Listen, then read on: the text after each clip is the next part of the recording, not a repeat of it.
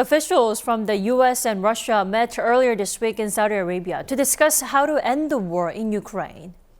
But Ukraine was not invited to the talks, leading to concerns. For more details on the outcome of the meeting, we have our Foreign Affairs correspondent, Eunji. Welcome back, Eunji. Thanks for having me. So, Eunji, I understand the talks yielded consensus for setting up a separate team to discuss ending the war.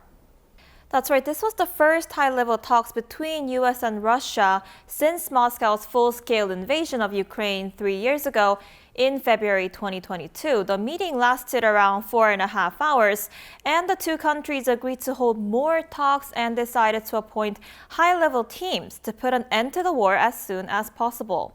U.S. Secretary of State Marco Rubio told reporters that he's convinced Russia is willing to engage in a serious process of ending the conflict, and said this was the first step of a long and difficult journey. In order to bring an end to any conflict, there has to be concessions made by all sides.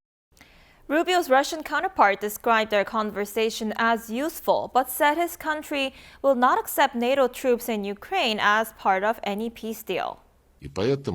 We explained today that the presence of troops from NATO countries under a foreign flag, under the flag of the European Union, or under national flags, it does not change anything. This is, of course, unacceptable to us. Eunji, like I mentioned, Ukraine and Europe were left out of the talks. Now, they were obviously not happy, right? That's right. Ukraine showed frustration about not being invited to the peace talks. The country's President Volodymyr Zelensky said negotiations to end the war in Ukraine should not take place behind the backs of the parties involved. You can talk about anything, but no decision can be made without Ukraine on how to end the war in Ukraine. We were not invited to this meeting, the U.S. Russia meeting in Saudi Arabia. It was a surprise for us, as well as for many. The latest meeting also led to concerns in European countries, as being left out of the peace negotiations could also impact their security, especially if they're seen as too favorable to Russia. So, in an apparent move to reassure the European countries, Rubio held phone calls with his counterparts from the UK, France, Germany, and Italy and briefed them on the latest meeting.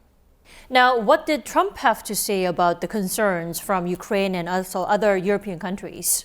Well, U.S. President Donald Trump almost suggested that Ukraine was to blame for a war that began only after Russia's invasion. Let's first take a listen to what he had to say. But today I heard, we weren't invited. Well, you've been there for 3 years. You should have ended it 3 years. You should have never started it. You could have made a deal. He warned the Ukrainian leader that he better move fast to negotiate an end to the conflict or risk not having a nation to lead. Trump also hinted that he may meet Russian President Vladimir Putin this month. In response, Putin said he would also like to meet with Trump, but stressed they need some time to prepare for an effective meeting. Therefore, some time is needed. How much time will be needed, I am not ready to answer now. But we have a desire to hold such a meeting, and I would like to hold this meeting. So what can we expect to happen now? I mean, the end of the war? Well, it's pretty obvious that Trump wants to strike a deal pretty quickly and in a way that politically benefits him, as he promised during his campaign that he would bring a swift end to the war. Experts believe the peace negotiations will pick up speed if the leaders of the U.S. and Russia meet, but say that does not necessarily mean that the war will be over soon. Presumably once a Putin-Trump meeting would take place, the things would accelerate in terms of trying to bring the war to a close. But in some ways, the war isn't over until Ukraine says it's over. Both Trump and Putin are willing to meet very soon, but for now, it's unclear whether they will be able to meet this month. But if they do meet, it would be the first face-to-face encounter between leaders of the U.S. and Russia since 2021. Well, we'll have to follow how things unfold. Eunji, thank you so much for coming in today. My pleasure.